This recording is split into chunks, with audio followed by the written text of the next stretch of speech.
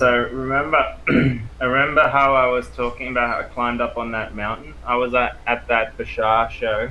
Um, when I was in line there to go in, I met this lady that she was born Italian, but she was part of this secret space program group called the MyLab program. Mm-hmm. And this kind of started here, what I've got up on the screen, when Eisenhower signed the document in agreement with the aliens. Uh, Humans were being abducted, like agreed to be abducted, and so MyLab stands for military abductions, and they would basically abduct children and train them to be intuitive empaths, Yep. so that because that's how aliens communicate is through telepathy and empathy. And yeah, so they would train kids up from early ages, because then they get much better at keeping their pineal glands open and their hearts open and being able to communicate telepathically. Um, but yeah, also now, and yeah, that lady, wow, that was interesting talking to her. She was fully adamant. Yep. And the far side people have now trained themselves to be able to communicate telepathically, not just do the remote viewing, but when they come in contact with aliens, they can have telepathic conversations with them, and it's really interesting. Sometimes he'll just interview an alien.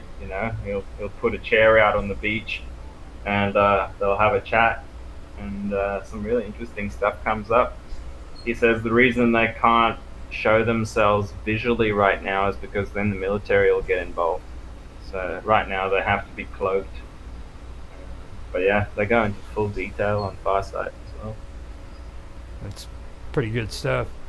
Um, Now, with what you're talking about right there, that also is kind of like what Tony Rodriguez was talking about.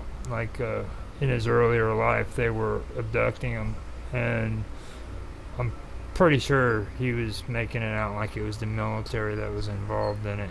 I don't think he said it in his interview straight out that it was the military, but I'm pretty sure Mm. that was the case. And like you said, first he was in Seattle, right? And then he was shipped down to South America, I believe. I'm not quite sure, but I believe it was Seattle first, right? Yeah, Okay. I think at first he did some of the work in space, and then I think he got sold off as a kind of like a sex slave kind of kid, really, Yeah. to these rich people, ultra rich Illuminati types. Yeah. It's pretty rough. And there was another whistleblower just come to mind. I can't remember the name right now, but I remember the story where he was in school, and like, I don't know, not quite high school yet, young school, and he met one of these really rich kids, That's and him. basically, That oh, was was it him. him? That was him. Yes. Ah, ah, Yes. oh yeah. Do you remember that part of the story Yes. where, He got pissed off uh, at him. He got pissed off yeah, at him. yeah, Yeah. he basically like showed up this rich kid, and the rich kid complained to his dad, who was like a politician, businessman type, Mm-hmm. Illuminati type, because he told him that he was in the Illuminati, and then his dad got pissed off and just said, "Well, we'll just send one of our little friends to pay him a visit," and that's Yep. when the gray aliens abducted him. And then after he got abducted from that situation, freaking they came back and placed him exactly where they freaking abducted him at, and changed him back to the age he was when he was abducted. Yeah, It was yeah. crazy. They traveled through time back to that point and then put him right Actually, back that where brings us. he was at. That's pretty interesting. Um, I'm glad you remembered that. so there's also another part that brings up that I recommend people check out. There's a guy called Alex Bartzis, um, Mm-hmm. He's known as the Galactic Historian, and he makes the prophets from the Bible and the Quran and the Torah look like amateurs. You know, he is his story. So, what's his actual name though? Andrew Bartz's, sorry, Andrew Bartz's, and his channel is on Rumble. He's constantly active. It's called the Galactic Historian. He comes up. So his story is he has lived past lives in many different alien soul groups. He's traveled around many galaxies and he believes that in order for you to be able to tap into a collective conscious memory of a species, you need to have incarnated in that species at some point in time. Then you have access to their whole history. And he's traveled around the universe collecting these histories. That's why they call him the Galactic Historian. And even aliens look up to him because he knows even more than a lot of them, because he is incarnated in so many different soul groups, right? And so they'll do these like live sessions on Rumble where they go into like kind of like a trance, but they're not really out of it. You know, they're just literally talking to people and then aliens and then people and aliens in a bit of a like group of them. There's a few of them now that do this, but Andrew has got the most of the histories and stuff, and they talk about the most incredible things. Yeah, and he also talked about the time wars that goes on, where certain alien species will travel back in time to change things and to make it look like they were the first species there, and stuff like that. And a lot of this manipulation went on in the Bible and stuff like this to create future scenarios that works in their favor. Now And this also steps outside of religion too, because in ufology, a lot of people have a belief that the reptilians were here first, and they are descendants of what we call the dinosaurs. So and well, it kind of goes into that true too. According to Farsight's research. So Farsight did a whole project on the reptilians and their origins, and also a project on their history here.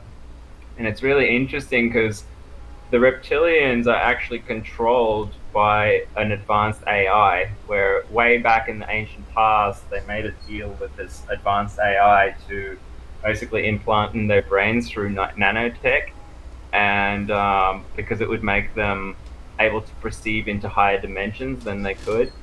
And so, yeah, I don't know if the reptilians were created by this AI to go in, or what the exact story there is, but yeah, there's some kind of. And then the reptilians also sort of dominate other planets like the Sirius star system, for example, where Bashar comes from. But they work in the shadows, so even the people that live in those societies don't really know that they're influencing it. So they just sort of think they're a collective consciousness and everything's hunky-dory, but the reptilians like have a little bit of a hand in there too. But when they tracked them back in time, they just popped out of nowhere. It's almost like they came out of another dimension into like another universe. The story goes that reached completion, or that they beat the game. This AI. You know the story of the Orion, right? Like Orion Wars. Yeah, that too. But like the nebula. In the middle of the nebula, there's a black hole. Okay, and it's surrounded by a lot of. Well, you know what a nebula does. It creates planets and systems and stuff. But it's from an exploded star. And that's right. A nebula is basically it forms life. It forms. But it comes about because of an exploded star, doesn't it? Yeah. It's like when a star goes supernova, it explodes, and then it creates the nebula. Now, the Orion Nebula has a black hole in the center of it. Okay. Now, it's believed. Forgot about that. it's believed that this black hole is actually the origins of these reptilians, and that they came through this Yeah, black hole, and that that makes sense. that is something that fascinated me about it, because the story that I'm working on, I actually wanted to call it the Eternity Gate, because a lot of it has to do with time and space. You know, Mm. Mm. the ufologists who believe in the draconians and stuff are really big on time and space and black hole, the Orion, everything about the Orion, the Vegas, and like the Orion Wars, like you were talking about. That was like a mass exodus of humans because of the invasion of the Draco. You know what I mean? Mm. So it's pretty cool stuff. Me and you've actually had conversations about that. There's also something else I'd like to point people to that are interested into the scientific aspect of this.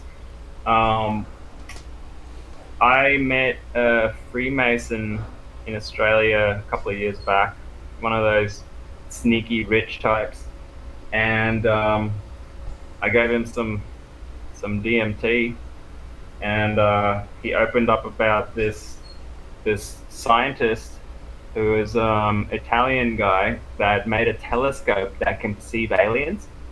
And I'm like, and then I remembered I actually read about that once, and I found it again. And here is the study: apparent detection via new telescopes with concave lenses and otherwise invisible terrestrial entities. Recommend reading this. It's very freaking interesting. And he came up with his own type of mathematics called non what is it? Isojoule mathematics.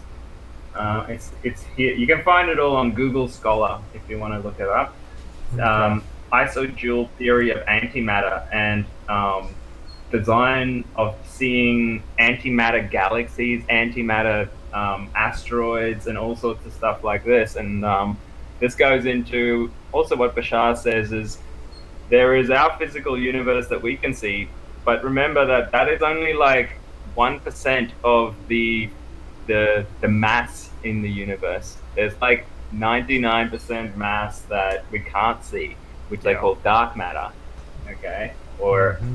that he calls it antimatter. But um, he made this telescope, right, and he pointed it above military bases, and he saw these things flying around that seemed to be intelligent, and he, you know, he sent that on to the authorities, and they told him to shut the hell up. But the studies are still there. The studies are still here. You can read exactly how he makes it with biconcave lenses and stuff like this that implodes the light and allows you to see into like these higher planes. Actually, So, up there where you got that HTTP, click on that and copy it and put it here in the chat, and oh yeah, sure. I'll share it right there on the chat. We can have some good stuff on there for people to check out.